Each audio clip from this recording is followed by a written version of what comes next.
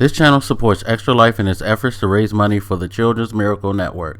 For more information about how to donate and join in their efforts, go to the link displayed here. Extra Life. Play games, heal kids. What up, everybody? This your boy Blak, and so Sony had their event, the future of gaming is what they called it, where they showed a bunch of games that will be featured on the PlayStation 5 and eventually showed the console. So I'm just going to say this now in the beginning for the people in the back who are very, very stupid and who are sitting on the internet now complaining or fighting over this, or like gloating over this. All of these games are not PlayStation 5 exclusive. These are games that are going to be on pretty much every next gen console and probably PC as well. So chill out with that shit. Y'all dumb. Y'all just stupid. Stop being stupid. Stop being childish. Stop being immature. And it's funny because before I started recording, Microsoft actually sent out a tweet mentioning such things, and I'm just like, yo, that shit shouldn't even really be necessary, because anybody with the brain knows that unless they mentioned that it was making it exclusively for the PlayStation 5, you should not be thinking such. But well, you can't tell people anything. They don't really take the time to think. They just react these days. Anyway, so quick impressions of this event is, holy shit, they showed a lot of stuff. I was not expecting to see as much as I saw within the about hour and 10, hour 15 maybe. It had been rumored this was going to be a 2-hour event, but it wasn't. But it felt like they crammed so much stuff in there that it could have been. I have to imagine if this was an E3 presentation with all the stage introductions and people coming out to talk and stuff like that, this probably would have been a 2 to 3 hour event. Which makes me happy that we don't have E3, because everything was just get to what you're here for and let's go. So they started off mentioning, and I'm not going to be too long on these because, again, they showed a hell of a lot of stuff. And it's going to take a while to get through this anyway. So they started off with showing GTA 5. They're going to do an enhanced and expanded version of it that's going to be on the PlayStation 5 and come into other consoles. I know a lot of people have a bad reaction to this. I found it funny that the reaction is why would Sony show this and think that people would be excited about this? You should be more mad at Rockstar if you want to be mad at anybody, because if you really are that person pining for GTA 6, then you should probably be mad at them for keeping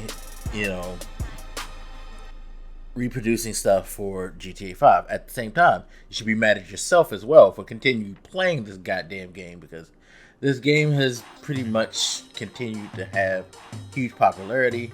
People play it all over the place, GTA Online in particular. It's not dying because it's still popular, it's still relevant, and it's still lucrative to Rockstar, so why wouldn't they do this? If you've had it on the previous console, you will get it.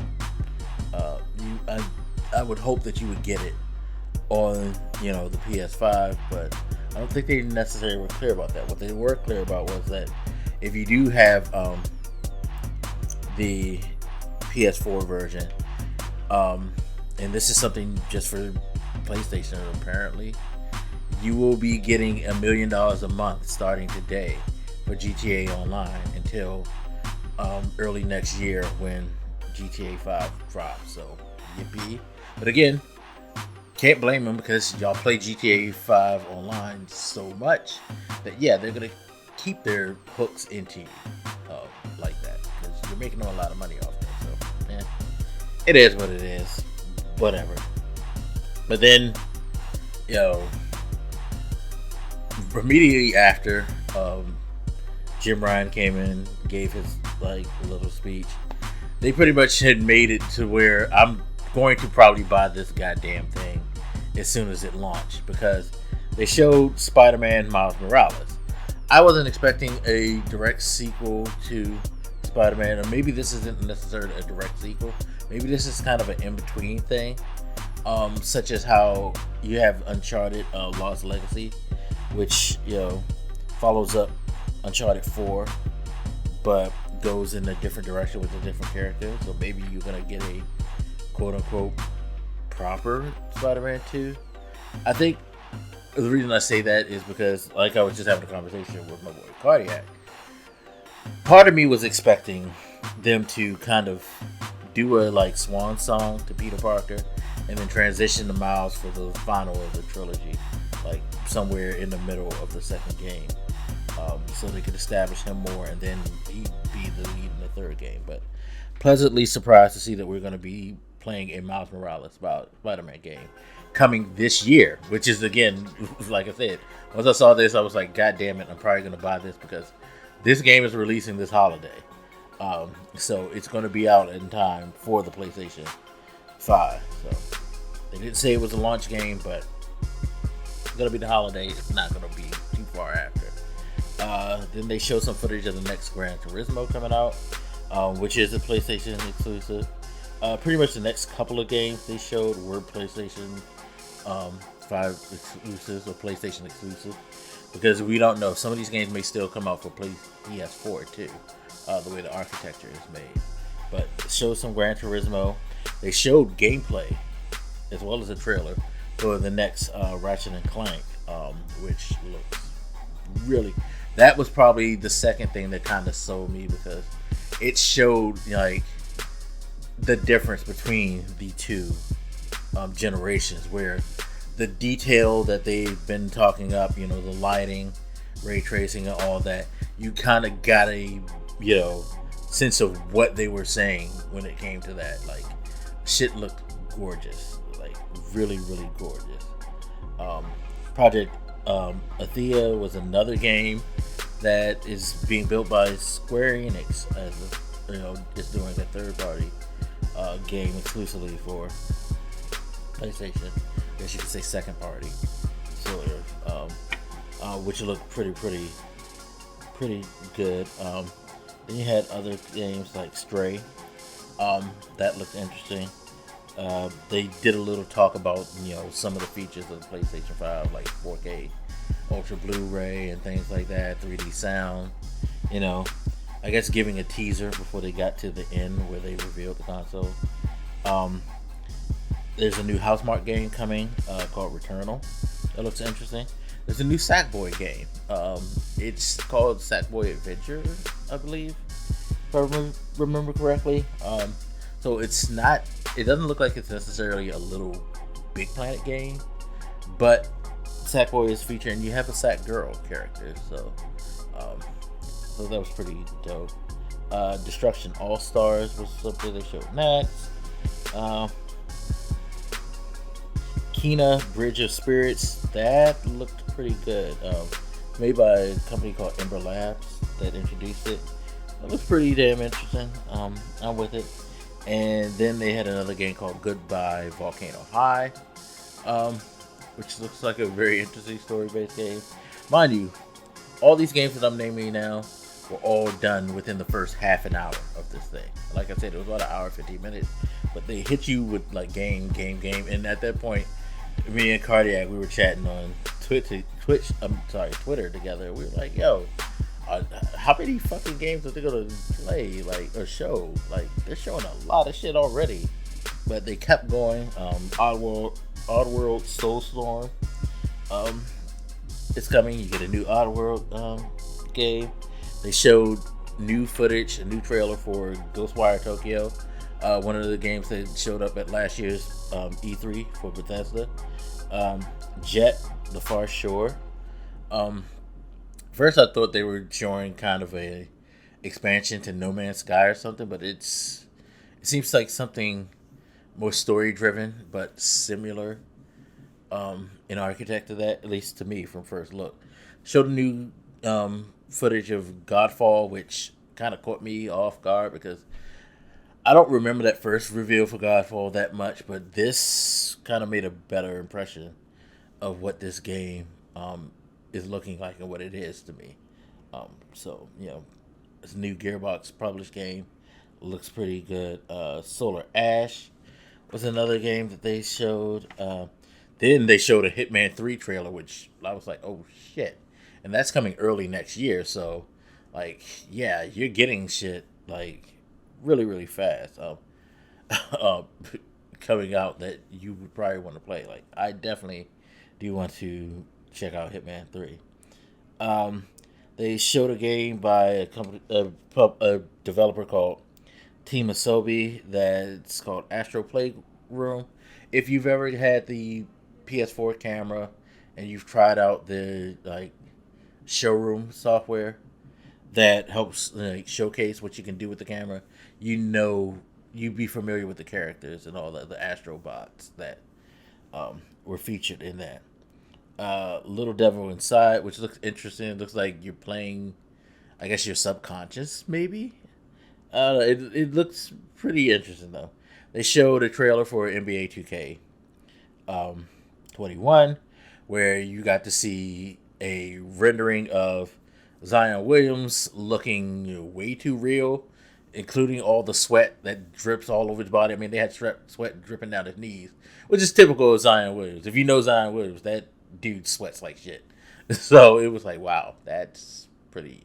That was, it was a pretty impressive rendering, but we don't know how the game or the gameplay is going to look. More importantly, we don't know how the game is going to play. So, but if you're a 2K fan, you probably were super excited for that. Bug Snacks, which looked quite weird from the makers of Octodad. But again, saying what I just said, makers of Octodad, you can understand there being the weirdness to it. Then they announced that yes, there is a remake of Demon Souls coming to the PlayStation 5. So they're remaking Demon Souls to be on the PS5. I'm sure a lot of people are super excited about that. They actually had Shuhei Yoshida intro that, and he was like, "Yo, this is something near and dear to my heart." So he was glad to see that. Then we had got a new trailer for Deathloop. Again, another Bethesda game that was shown at last year's E3. Got a little bit more context of what it's about. You are kind of assassin trying to go through this like universe, this world, to take out key targets. But every time you die, you kind of reset and you have to start all over and relearn how you like need to go about. And you have another assassin on the other side countering you. It looks like you could play both of them, so you can either pick to be the hunter or the hunted, so to speak, depending on what your viewpoint is. They showed something where, like, at first I thought, like, is this just his own game? Then I realized later that this is a new Resident Evil game. Resident Evil 8 Village was shown, which looks gorgeous, looks creepy as fuck.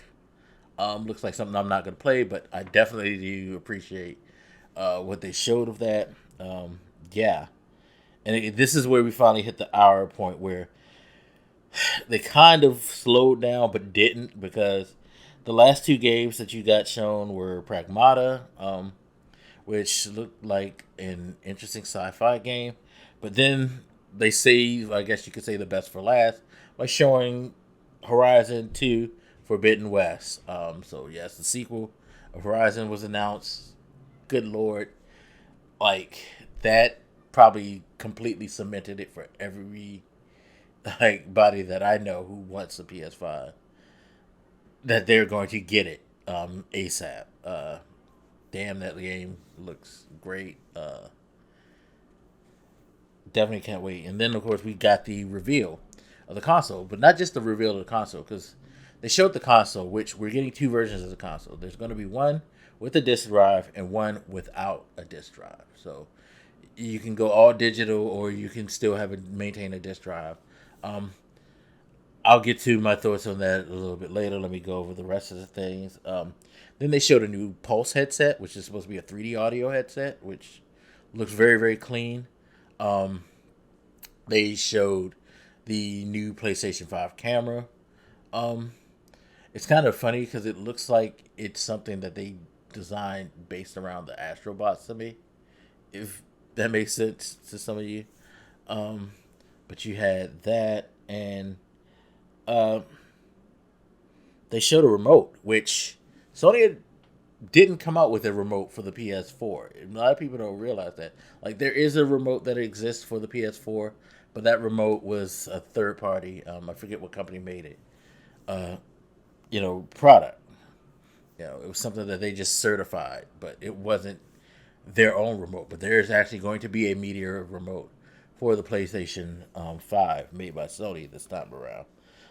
And then you got to see like the controller sitting on a charge base, so clearly they're gonna have a charge base, and you see a stand because they had the console standing, vertically. So yes, there will be a stand for that you can get as well. Everything was white, so pretty much confirming that yes, the console is going to be white. Now we don't know if there's going to be another color, like if there's going to be an all black. Like some of us, like I say this, I'm not a huge fan of white consoles, but I would live with it if it weren't a black one. I would much prefer it be a black one or a darker color one, but design wise, it's okay. Just before I go into like my overall opinions of everything, I just like to say, like, all of y'all tripping about the fucking design of the console and complaining about, oh, this shit's ugly, it looks weird, it looks like a motor. Like, the biggest thing is people are saying it looks like a router. So I guess we're getting the same feedback that we got with the Xbox Series X, which everybody's saying it looks like a refrigerator or some shit like that. While I do find your memes funny, if you are seriously like not going to buy this because of that look, well, first of all, no, you're not going to not buy the console because you think it looks weird.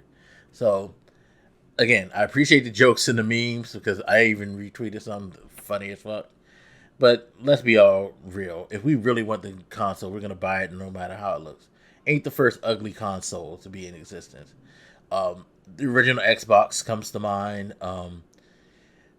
Super Nintendo, at least in my opinion, was not the prettiest design, nor was it the most practical because of the top loading cartridges, which reminds me of the Atari, which the 2600 and all of them were pretty goddamn ugly in hindsight themselves. A lot of people had issues with the way the GameCube looked. A lot of people have issues with the way the Wii looked. But we all bought them because we all were interested in the games and playing those games. So, yeah, both of these consoles coming out, you can make all the jokes you want. You gonna buy that shit. So, shut up. And that's why I, won't go too hard. And like I said, I would prefer a black one. The design doesn't overly blow me away. But, as long as I could lay it down horizontally so it'll fit in my like shelving space for my TV stand, and I get to play games like Miles Morales, Horizon 2, and so on, I'm comfortable with it. I will even deal with it being white. So it's all good. It's all good.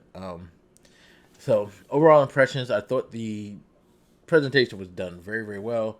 They just went in, they showed what they, were going to have coming to the console. They made sure to show stuff that was coming early for the most part. Some things just said 2021, so you don't know when in 2021 it's come. They didn't necessarily commit. A lot of things, though, did commit to early, or some even said January 2021. Some even said holiday, such as the Miles Morales game, 2020.